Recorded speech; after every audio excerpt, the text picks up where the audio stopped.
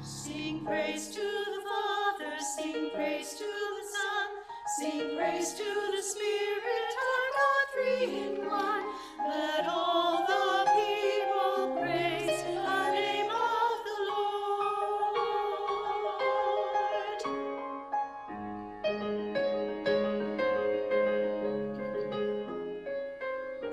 Sing praise to the Father, sing praise to the Son, sing praise to the Spirit, our God three in one. Let all the people praise the name of the Lord.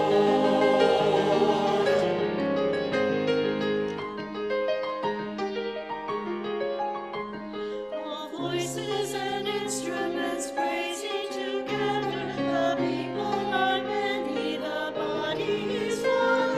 In singing and dancing, in writing and painting, one in the Spirit, the old and the young.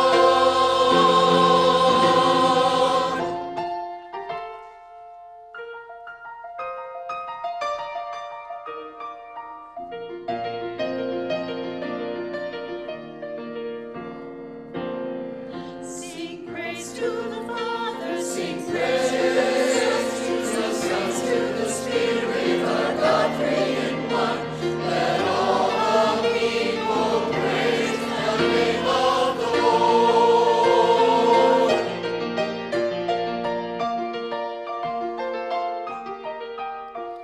The Lord has been faithful to all generations, walking beside us through smoke and through flame, in sunshine and shadow, protecting, providing, in all times and seasons, ever the same. Oh God, our help in ages past, our hope for years to come, our shelter from the stormy blast, and our eternal home.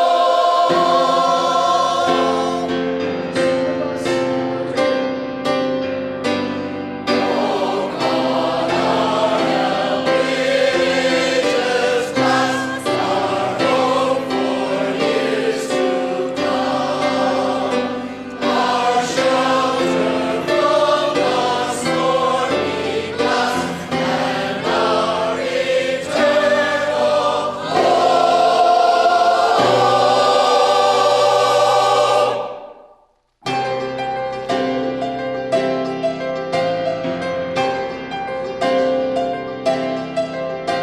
all praise to the Father, all praise to the Son, all praise to the Spirit, our God three in one. Let all the people praise the name of the Lord. All praise to the Father, sing praise to the Son, to the Spirit, our God three in one. Let all the people praise. Let all the people praise.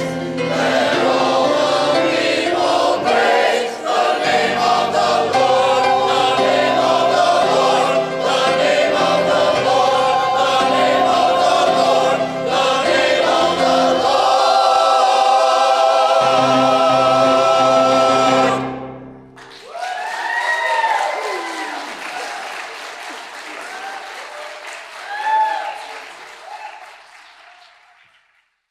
Good morning, church. A reading from the Gospel of Mark. Hear what God's Spirit is saying to you. Now, after he rose early on the first day of the week, he appeared first to Mary Magdalene, from whom he had cast out 7 demons. She went out and told those who had been with him while they were mourning and weeping. But when they heard that he was alive and had been seen by her, they would not believe it. After this, he appeared in another form to 2 of them as they were walking into the country. And they went back and told the rest, but they did not believe them. Later, he appeared to the 11 themselves as they were sitting at the table. and he upbraided them for their lack of faith and stubbornness, because they did not believe those who had seen him after he had risen. And he said to them, "Go into the world and proclaim the good news to the whole creation. The one who believes and is baptized will be saved, but the one who does not believe will be condemned. And those signs will accompany those who believe. By using my name, they will cast out demons. They will speak in new tongues. They will pick up snakes in their hands, and if they drink any deadly thing, it will hurt them. They will lay their hands on the sick, and they will recover." So then the Lord Jesus, after he had spoken to them, was taken up to the heaven and sat at the right hand of God. And they went out and proclaimed the good news everywhere, while the Lord worked with them and confirmed the message by the signs that accompanied it. Here ends the reading of the words that give us insight on God. May God grant us wisdom for courage and interpretation.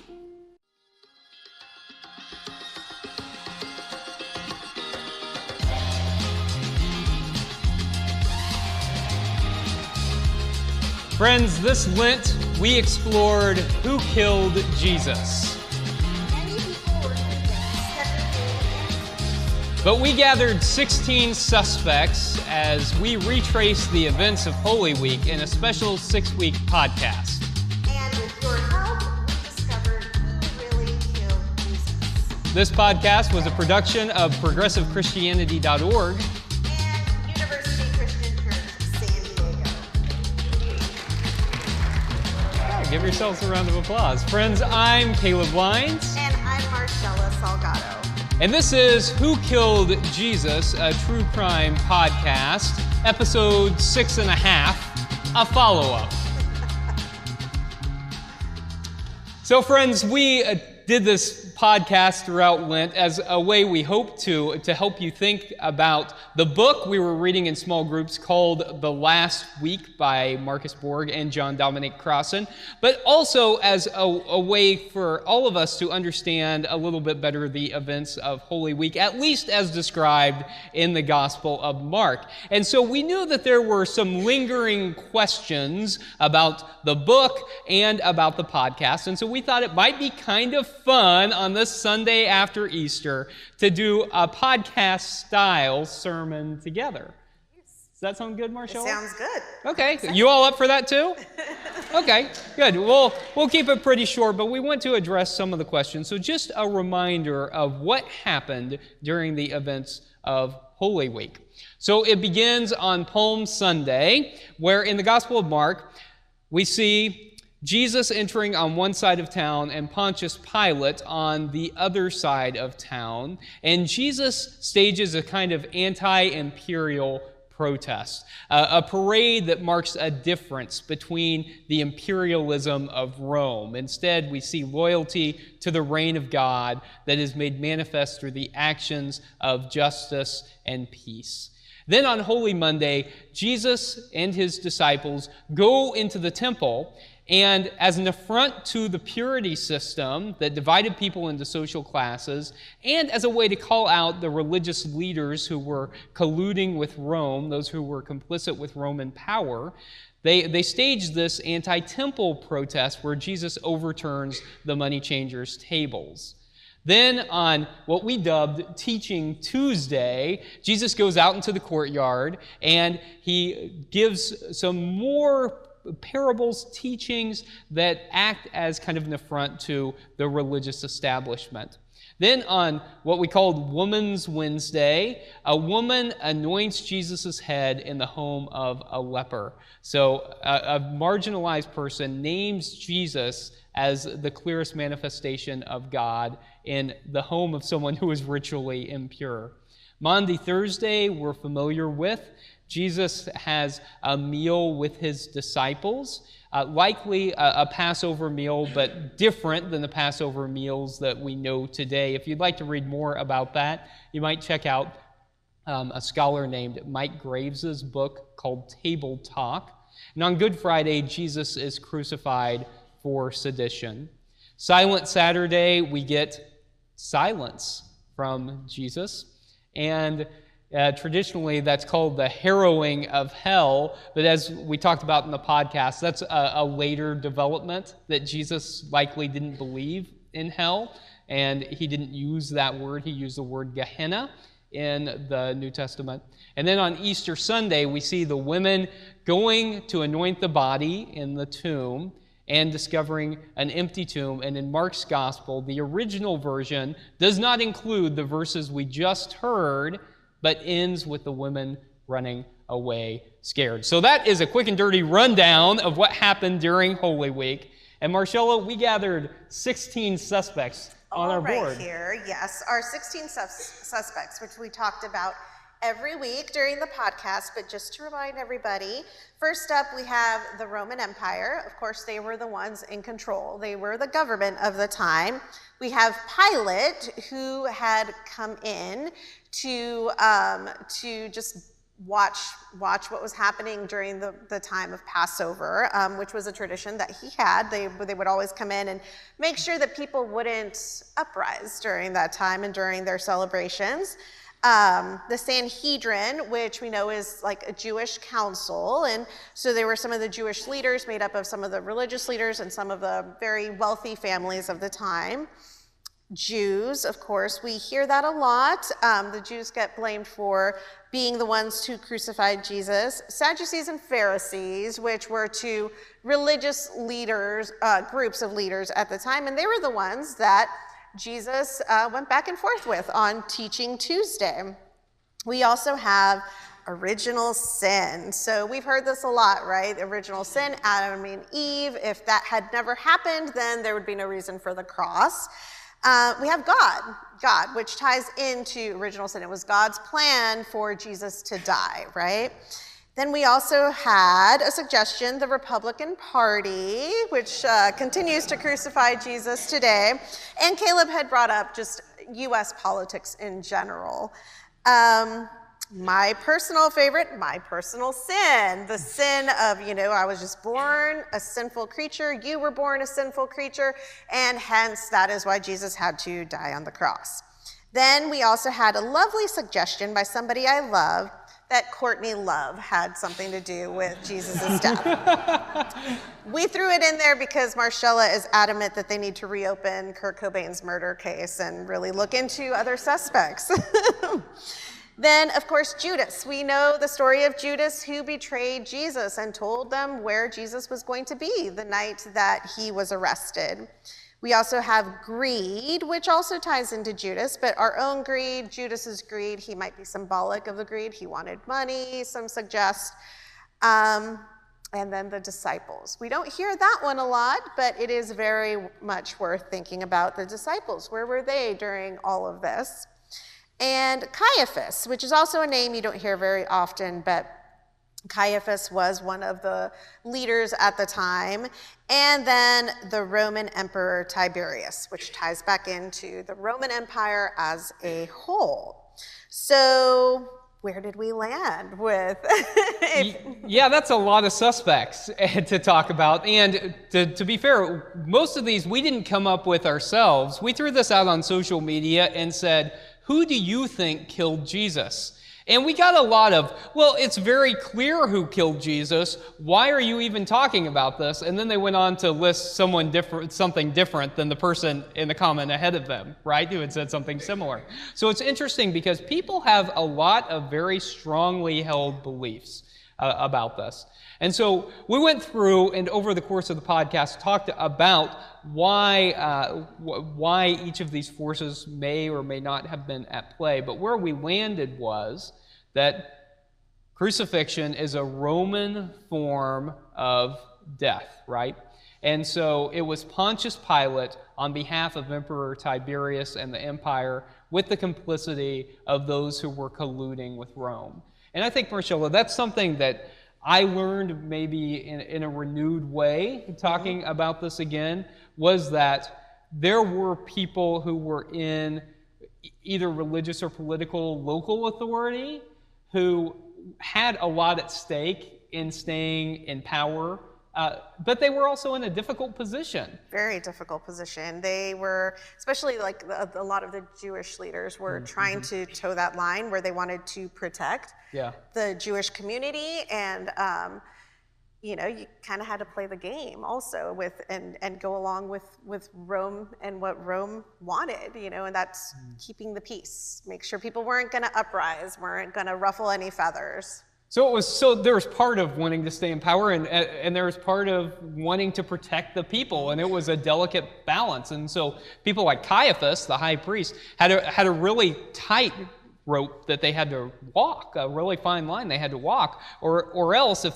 they made the Romans too mad, it might not just be one person who was crucified, it might be a whole group of people. Yeah, definitely. I think it's important to say, though, that this whole notion that it was the Jews who crucified Jesus is completely unfounded. I mean, as we talked about, Jesus and all of his early followers were Jewish. So it wasn't the Jews who crucified Jesus. And the whole notion that the Jews could force the Romans to do anything is actually really ludicrous. I mean, an oppressed people telling the empire what to do is ridiculous. But that's the thing that I got most on social media was like, well, it's the Jewish people crucified Jesus. And that's historically inaccurate, and it has led to centuries of anti-Semitism. But I think it's also important to say that one of the reasons for that is because the Gospel of John, which was written like 60 years or more after Jesus' crucifixion, was written at a time where the early Christian community was leaving the synagogue. And so the Gospel of John loses the distinction between those groups you were talking about, Marcella, the Pharisees, the Sadducees, and lumps everybody together because at that point in time, Christianity was developing as a separate movement, but that wasn't original to the intent. Very good. So I think it's important to draw out that distinction. What do you think about the notion of, say, original sin? Oh, well, I mean, I don't believe in it. So I think that is something that I grew up hearing a lot. I think it's what a lot of churches still continue to preach, that we are born into sinful nature. And that's also unfounded. Like, God made us beautiful. Like, we hear over and over again that, God created us beautiful and wonderful. Do I believe that evil exists? Of course. We are all capable of being hurtful and evil. We are all capable of probably the most heinous of crimes. I am a true crime podcast junkie. Yes. And part of that is that fascination that we are all capable of evil. But original sin, no, I don't understand it. Why would God, and then also why would God need to redeem us by killing God's own son? Like, none of that makes sense to me. Yeah, and I think it's important. This is one of the things that I think really illustrates why it's important to know how theology developed, because if Jesus were hanging on the cross and someone came up to him and said, "Thank you for dying for the sins of Adam so that I'm not marred by original sin," he would have no idea what you were talking about because that idea hadn't been invented yet. It wasn't invented for centuries until Augustine came through and read that back into it. So I think it's important to know the history of theology because, if you choose to believe those things, you can choose to believe whatever you want. But I think that it's important to know that Jesus wouldn't have even heard of that concept. Well, and I think tied into that is also this idea of the cross. We have crosses as symbols, and we wear them, and it is a symbol of something that was important, an important event, right, for us as Christians. But the cross at the time was Rome's form of executing anybody who stood up against government. So a thief would not have been crucified on a cross. They would have been killed in a different manner. The cross was a very clear sign that somebody was standing up against empire and speaking up against the government. So Jesus dying on the cross was a very clear way of them saying, this person's ruffling feathers, this person is questioning us, and this person is going to cause a revolution. There was fear in that. So I think that's an important point to remember too.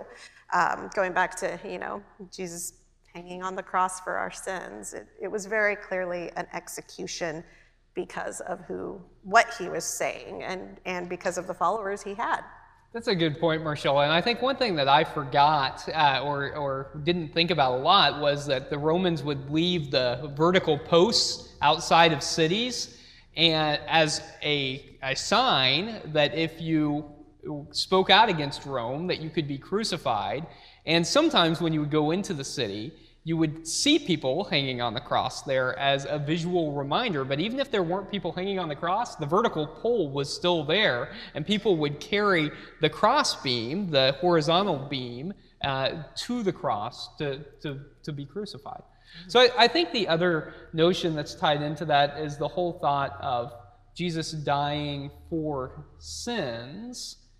So you said you don't like the idea of original sin. How do you feel about the idea of Jesus dying for personal sin? Because you said that was something you heard a lot growing up, was that Jesus died for your personal sin. Yes, I did hear that a lot. And in the book that we read the last week, there was some better explanation for that. I mean, I had let go of that theology when I was I think before I hit college, but in college as I was studying and learning from my professors, I learned to let go of that because of the, just learning the historical evolution of Christianity and how that idea was brought in later. But they describe it in the book that, even this idea, we try to equate it as like, back in the Old Testament times, the Jewish community had to sacrifice a lamb or sacrifice a dove or some sort of animal. And so Jesus is that ultimate sacrifice. And Borg and Crossan explained that that's not so. You would explain it so much better than I would, because I will take 20 minutes to Well, so I think the important thing to realize is that there are multiple theologies presented in the Gospels. And I think Borg and Crossan acknowledge that atonement is one theology that is presented in the Bible, but not the only theology that's presented in the Bible. And it seems to have been a later development and not what Jesus was actually originally theologically doing. Or at least I think we can say that it's clear that Jesus was crucified by the Roman Empire for speaking an anti-imperial message. That's the only reason that Romans crucified people. The only reason. The Jewish leaders didn't put Jesus to death because if they had, it would have been death by stoning and not crucifixion. So any theologizing beyond Jesus standing up to empire is something that people were doing after his death to make sense of it themselves. So it's not a theology that Jesus gave, it is a theology that his followers gave afterward. So if you believe that, I think it's important to come to terms with the fact that that's not something that Jesus gave, but it's an interpretation that followers gave.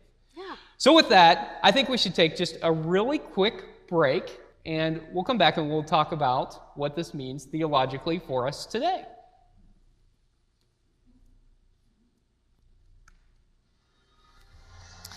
Who Killed Jesus, a true crime podcast, was a special 6-week exploration of who really killed Jesus and why.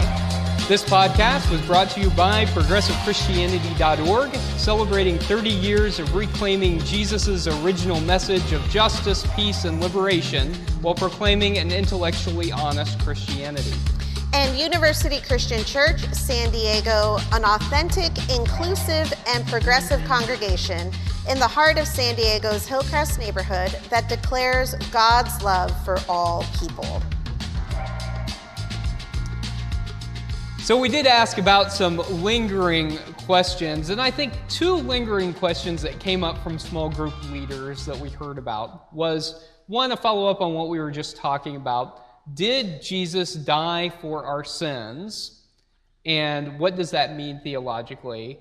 And is Jesus divine? And I think those are 2 questions that small groups were really wrestling with. And different small groups came out to different answers, I think.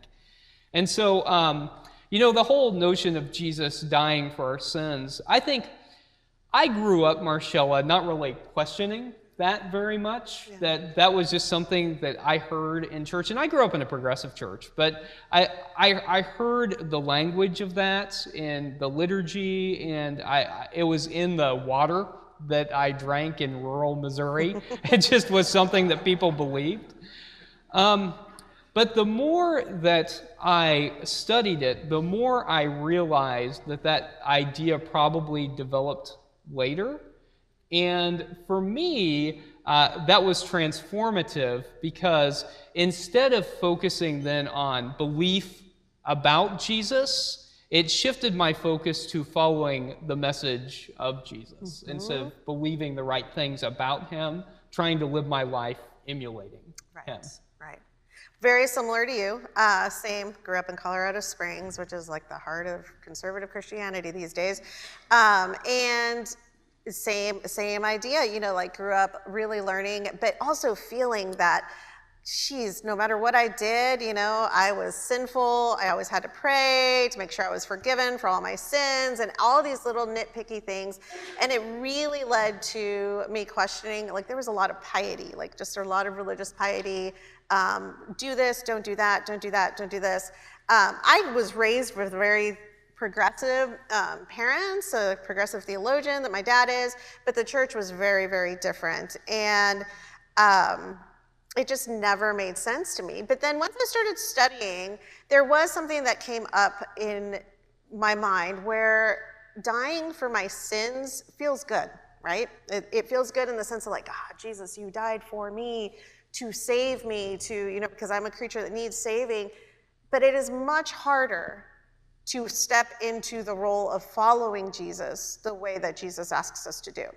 It is much harder to do justice and to love, undoubtedly loving our enemies is much more difficult.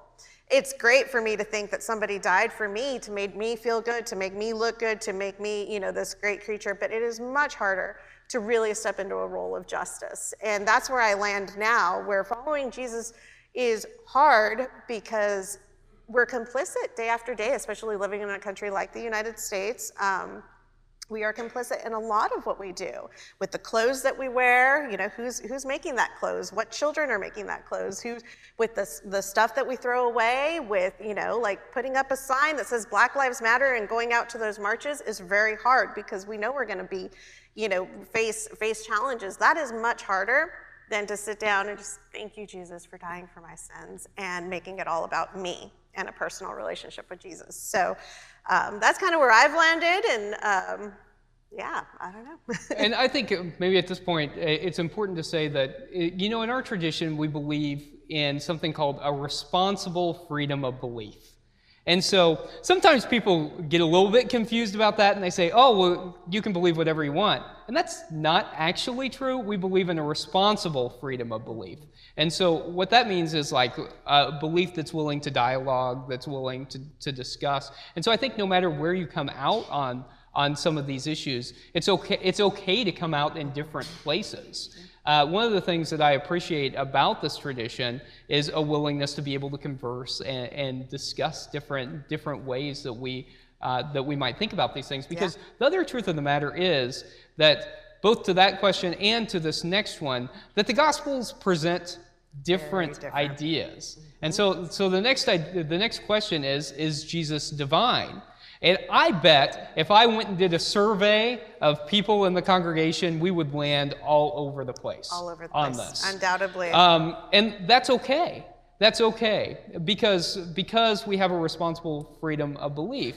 And so I would say that in the Gospel of Mark, which we were reading for this podcast, that in the Gospel of Mark, we have a very low Christology. So Christology is how divine you think Jesus is. Because I don't think the author of the Gospel of Mark thought that Jesus was divine. But the author of the Gospel of John, I think, did think Jesus was divine. Yeah. And so I think you get different opinions about that in the Gospel. And I think we probably get different opinions about that here. And so I think that it's okay to land in different places. I think it just can't affect how we live our lives. I think that ultimately Jesus' message at the end of the day, whether you think he was just fully human, whether you think he was fully divine, whether you think he was fully human, fully divine, because Christians have always been all over the map on that, right? Yeah. There were Jewish Christian adoptionists who thought Jesus was just a person, and there were Marcionite Christians who thought Jesus was so divine he only appeared to be here. Okay, so people have always been all over the map on that. But I think no matter where we land, it's important to do those things that Marshall was just talking about, which is living our lives in a way that emulates the life of Jesus. I have a quick question, though. Yeah. In 30 seconds, Caleb. If somebody considers Jesus not divine, what makes him so special? Does that change our Christianity? If Jesus is not divine, what does that mean for us as Christians and Christianity as a whole? Because isn't the whole premise of Christianity that Jesus was divine? That's just a question. Yeah, so, I mean, this is something that I hear a whole lot, especially in social media. And no, I don't think that the whole premise of Christianity is that Jesus was divine. I actually don't think that Jesus taught that. So you may have heard this before, but I think that after Jesus died, there was a fundamental switch from the religion of Jesus to the religion about Jesus. That Jesus talked primarily about the creation of the reign of God on earth, and then his disciples in turn talked primarily about him. And so when you get that movement, then there is a focus on Jesus. Now, I don't think there's anything inherently wrong with that. I think that what makes it what marks us, I suppose, as true Jesus followers is not actually what we believe. So there's so much about orthodoxy in Christianity, believing the right thing. But I think perhaps there should be more focus on orthopraxy, which is doing the right thing, living our lives as modeled by Jesus, which we can easily see, right? Loving our neighbor, practicing radical inclusion, opening the table, fighting for justice on behalf of those who are marginalized. That those are the things that Jesus talked about and did in his life. At the end of the day, I think that whether you believe Jesus is divine or not is not nearly as important as how you live your life.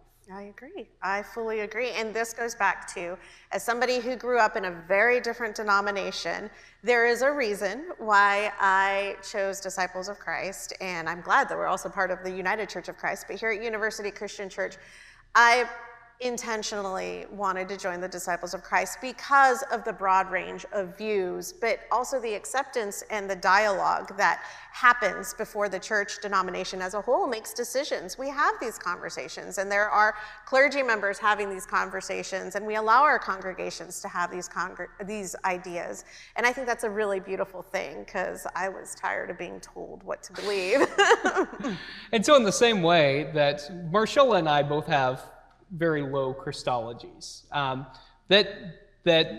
that we thank you for putting up with us and allowing us to, extending us the grace to have those low theologies, as I'm sure some of you have much higher Christologies, and that's all fine to exist in the same space. That's one of the beautiful things about this tradition, is that we're all able to be in it together. I think one more thing to say, and then we ought to wrap up, because you and I love to talk about this stuff and would for a long time, is that the original ending of the Gospel of Mark is the ending that we heard last week, where there isn't an interpretation given to the empty tomb.